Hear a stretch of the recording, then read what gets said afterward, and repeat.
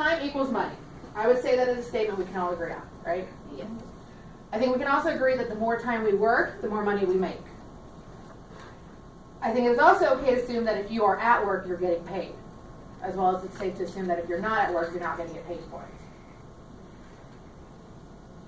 You can lose out on hundreds of dollars a year by showing up to work late. I'm not perfect. I'm late to work sometimes. I've got a daughter who, when she gets sick, not turning by stomach, she likes to ruin her clothes on the way to daycare. I also live outside of city limits, so if it's snowing, I'm late. Sometimes I get stuck behind tractors. They don't drive the speed limit. They don't drive anywhere close to the speed limit. So there are times when I'm late to work too. There are times when you're going to show up to work late. Again, nobody's perfect. And then there are a number of reasons why everybody cites for being late to work. According to CNBC.com's website, these are the top reasons that people have cited why they're late to work. 30% say a lack of sleep, 26% say it's due to bad weather, 12% say getting kids to school or daycare, 7% have public transportation problems, 6% have cited wardrobe issues. It's a bit extreme if you ask me, but people cite these reasons. These are why people call in late to work. When you show up late to work, that's money that you're missing out on. First, I will tell you about our employers' adherence and attendance policy. Next, I will tell you how that attendance will affect your job, how it affects your employment. Third, I'll tell you how showing up late to work affects other people on your team. And lastly, I'll tell you how much money you're going to lose out on if you're 5, 10, or 15 minutes late to work every day. So let's start with the attendance and adherence policy. Attendance and adherence is something that we all see on day one of employment. It's something that we have to sign off on saying that we agree to it. Everybody remember signing that paper? Okay. So our attendance is based on a percentage. It's what we work compared to what we are scheduled to work. Let's say that you're scheduled from 8 to 5, but you don't show up to work until 8:30. That's 30 minutes out of what you're scheduled that you're not here for. You decide you're going to work till 5:30 so that you make up that time. You still are working a full 8 hours, but you don't get that time scheduled. So that, not getting that schedule change done, is going to affect your attendance percentage. Even though you work the same amount of time as your scheduled shift, because that schedule was not put in through the people that do our schedule, it's going to affect that percentage. So 8 to 5, you show up at 8:30, it's only 7.5 hours what you work. 7.5 hours divided by the 8 you were supposed to work, that makes your attendance percentage for that day 93.75%.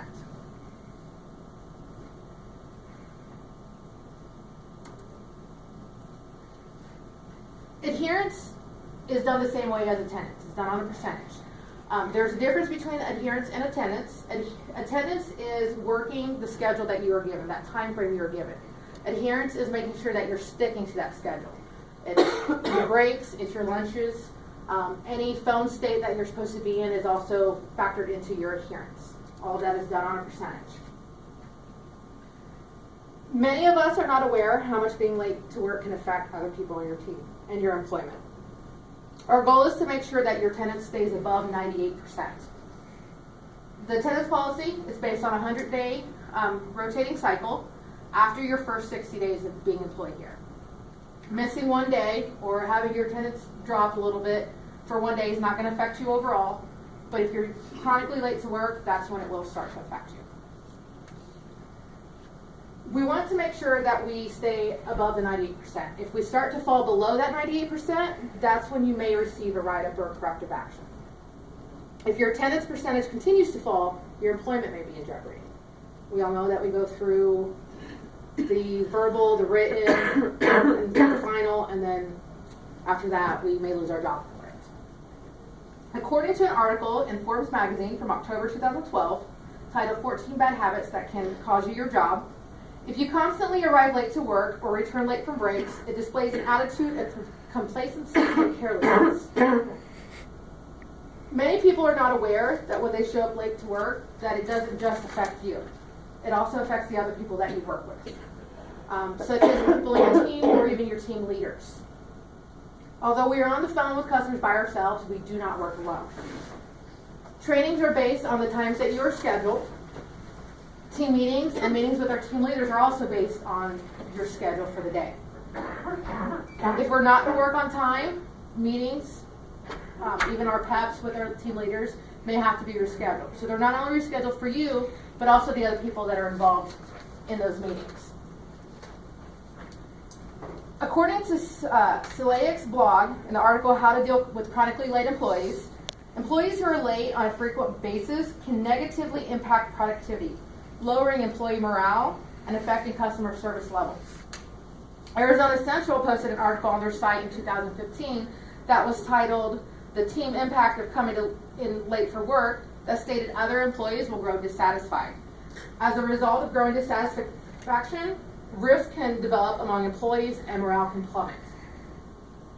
We have already stated that time equals money, and missing some work because we are showing up too late will cause us to lose money. So let's see how much money that we are missing out on. The Independent in UK posted an article September 30th, 2012, titled "Staff Lateness Costs the Economy £9 billion every year" on a study that was performed.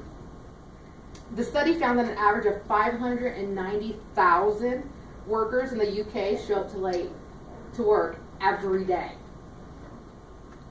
Each employee loses an average of 97 minutes per month, which rounds the 97 minutes up to 100 minutes. That's an average of 5 minutes a day being late to work. That amount, if we do it based off of $9 an hour, is $180 that those employees are missing out on. So let's look at what we would miss out on if we're 5, 10, or even 15 minutes late to work every day.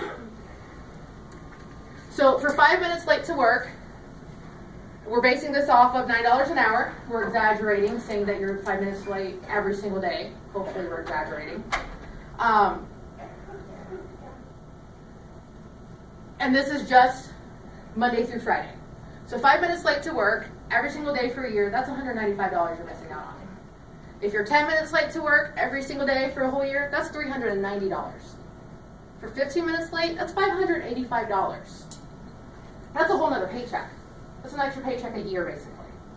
And I don't know about you guys, but there's nothing else that I can think of that would make me $585 in a year for 15 minutes a day. It's time that's already scheduled, that we're supposed to be here. It's time that I already have allotted out for being at work. So 15 minutes a day doesn't sound like much when you break it down, but when you look at the big picture, it's a huge impact. I know it's a lot of numbers. I know it's a lot of information to take in, but let's recap what we learned. You're now more familiar with how the attendance and adherence policy is calculated, how that works. You know how chronically showing up late to work can affect your employment. You also have learned how it affects other people in your team and your team leaders, not just you. And we've also seen how much money we could potentially be losing out on. I hope that with this speech today, you are encouraged to show up to work on time. And I hope that you remember that you're part of a team. And just like everything else with teams, you play a vital role and you're very important. Thank you.